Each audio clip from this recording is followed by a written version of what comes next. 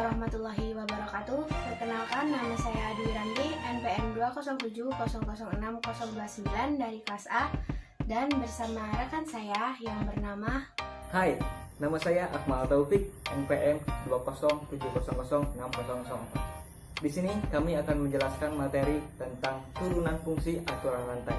Kami juga akan memberikan contoh dan pembahasannya agar pembahasan kami lebih mudah untuk dipahami. Oke, kita langsung aja ke materi. Nah, sebelum kita membahas turunan fungsi aturan rantai, kita harus tahu dulu apa itu turunan. Turunan atau derivatif merupakan suatu pengukuran terhadap bagaimana fungsi berubah seiring dengan perubahan nilai masukan. Secara umum, turunan menyatakan bagaimana fungsi berubah akibat perubahan variabel. Nah, sekarang kalian sudah tahu apa itu turunan. Selanjutnya kita akan bahas turunan fungsi aturan rantai. Apa ya itu? Jadi, aturan rantai merupakan konsep penyelesaian yang digunakan untuk menentukan turunan suatu fungsi dengan pangkat tertentu. Misalnya, fx pangkat n sama dengan y.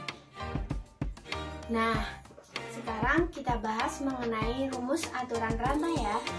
Aturan rantai merupakan pengayaan dari rumus utama yang ada. Pada aturan rantai terdapat dua kali penurunan, yaitu penurunan pangkat fungsi dan penurunan fungsi yang dipangkatkan. Rumus aturan rantai adalah sebagai berikut. Jika y sama dengan fx pangkat n, maka y aksen sama dengan n fx pangkat n-1 dikali f aksen x dengan y adalah fungsi awal, y aksen adalah turunan pertama fungsi y, fx adalah fungsi yang dipangkatkan, dan f aksen x merupakan turunan pertama fungsi fx. Dalam bentuk lain dapat diuraikan sebagai berikut. Misalnya, terdapat fungsi y sama dengan fx dan fungsi u sama dengan dx, maka turunan y terhadap x adalah fungsi y terhadap u dikalikan fungsi u terhadap x, sehingga rumusnya menjadi dy per dx sama dengan dy per du dikali du per dx. Oke, sekarang agar lebih mudah dipahami lagi, saya akan memberikan contoh beserta pembahasan. Contoh yang pertama, tentukan turunan pertama dari y sama dengan 6x kurangi 3 pangkat 3. Dari rumus yang telah diberikan tadi, dapat dihasilkan bahwa y aksen sama dengan n kali fx pangkat n kurangi 1 kali f aksen x. Kemudian y aksen sama dengan 3 kali 6x kurangi 3 kali 6. Dan y aksen sama dengan 18 kali 6x kurangi 3 pangkat 2. Nah, itu adalah contoh yang pertama. Kita langsung ke contoh yang kedua.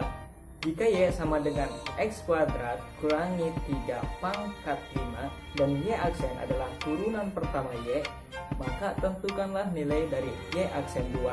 Nah, dengan rumus yang telah diberikan di atas, kita dapat mengoperasikan soal ini. Y aksen sama dengan n kali fx pangkat n kurangi 1 kali f aksen x. Kemudian y aksen sama dengan 5 kali x kuadrat kurangi 3 pangkat 4 kali 2x. Y aksen sama dengan 10x kali x kuadrat kurangi 3 pangkat 4. Kemudian y aksen kali 2 sama dengan 10 kali 2 kali 2 kurangi 3 pangkat 4. Kemudian y aksen kali 2 sama dengan 20 kali 1 pangkat 4. Dan y aksen kali 2 sama dengan 20. Nah, kita lanjut ke soal nomor 3. Soalnya adalah tentukan turunan pertama dari y sama dengan 3x plus 5 pangkat 7.